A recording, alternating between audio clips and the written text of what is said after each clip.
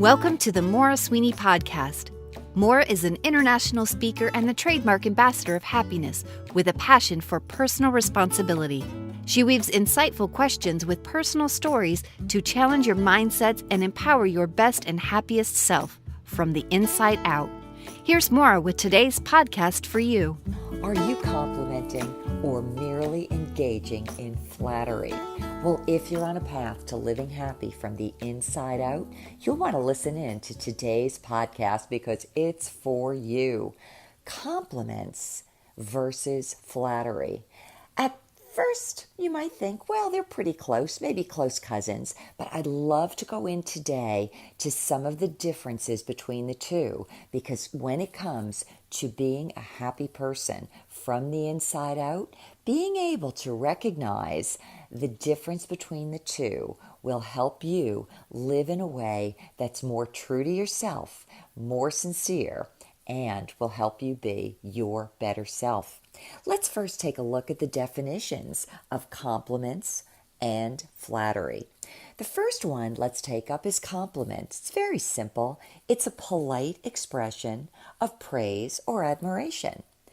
Secondly, flattery is known as the excessive and insincere praise given especially to further one's own interest. Do you see the difference between the two?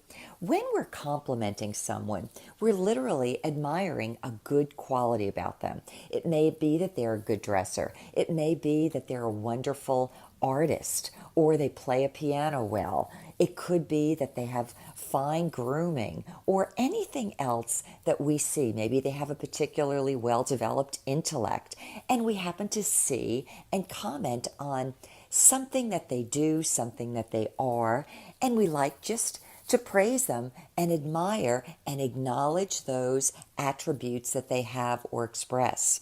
But when it comes to flattery, there's a really interesting twist. The idea of excessive and insincere praise given especially to further one's own interests. I want to give you an example. Let's assume that you are going out shopping. Here at the local department store, you're trying on a dress, you're putting on a new shirt. You look at it in the mirror and you're like, I don't know about this. And all of a sudden, the salesperson comes along who happens to be on commission.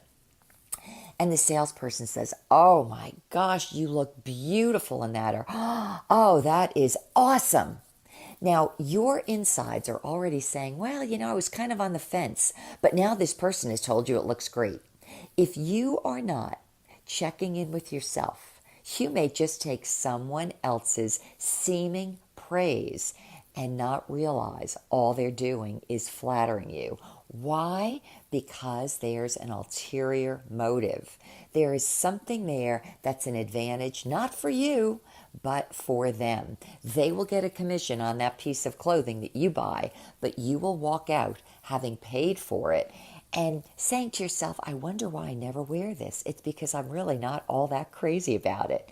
Now, you may not have found yourself in that situation, but you might certainly have found yourself somewhere else where you realize you gave in to someone else's flattery and then realized a little bit later on, no, that just wasn't right.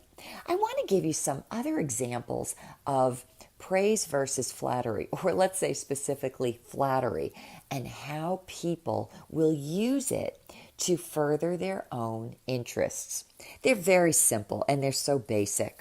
One of the first things that came to mind is pictures of old movies. Let's say Hollywood movies from back in the 30s and 40s, maybe the 50s, could be into the early 60s.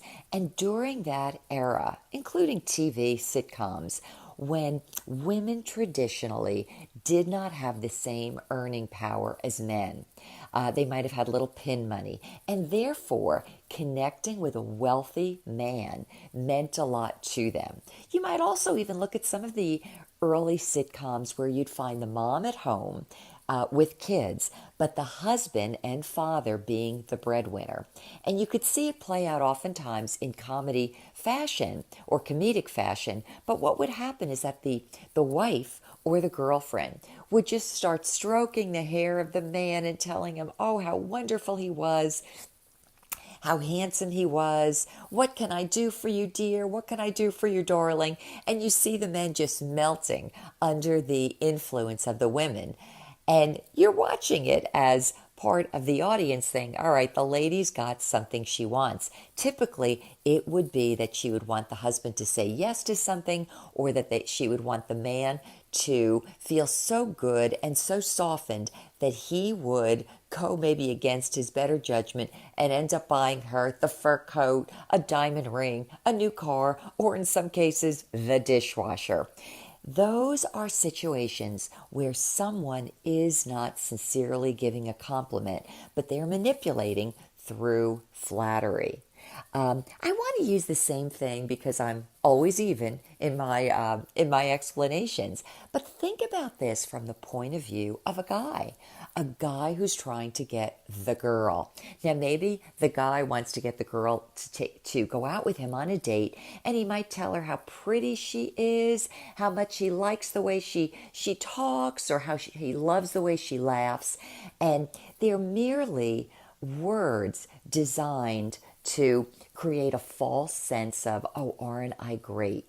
Or a false sense of maybe self that a woman could fall into. One of the biggest things would be the guy telling the girl how great she is, how much he loves her, because the ulterior motive is he wants to get her into bed.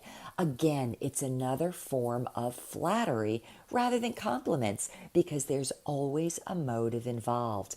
So why do I bring this out today in another one of these series of Living Happy from the Inside Out? It's because in society, there's always going to be people out there who are giving flatteries versus true compliments. And if we as individuals are not attuned to the difference between the two, we can either, number one, fall prey to someone else's flattery and therefore fall prey to manipulations that are not designed with our goodness in mind. We can also be the kind of people who, if we don't assess our own true motives, could end up also looking to take advantage of other people because of our own insincerity in the remarks that we make, because we're looking to get something out of someone else, because we're looking for our own advantage, maybe at the expense of the other party that we are flattering. Here's the thing.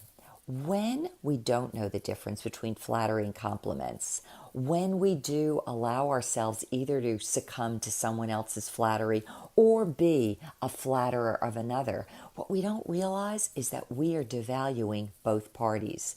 We're devaluing another person by saying, I'm not seeing you as a quality individual. I'm seeing you as someone that I want to extract something out of that maybe I couldn't get under legitimate circumstances. We could look at it another way by saying, when I personally am flattering another person, I'm devaluing myself because I am not walking about as a person of integrity, of sincerity, and a person who values my sense of self sufficiently that I don't need to stoop to take advantage or manipulate in surreptitious ways another person for my own gain. Now, today is a short podcast, but I know it's meaningful. I hope today that, when you're out and about, you may listen to some of the words that come out of your mouth, or you may double check and maybe check the sincerity of what someone else is trying to tell you about yourself, and ask yourself, does this sound real to me? Or is this person just pulling my chain because maybe they want me to pull my wallet out and give them something, or they may want to get a favor from me that they might not get through legitimate means?